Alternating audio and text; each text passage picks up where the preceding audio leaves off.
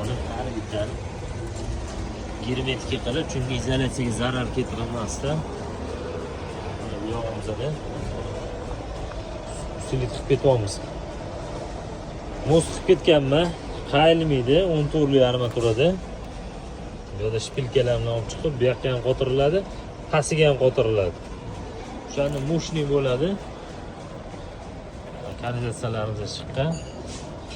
Sliflarni surib beriladi, bunday qilib, hammasini chiroyli qilib. Har doim men ishni ko'rsataman, qotgan ishlarimizni. Nimaga?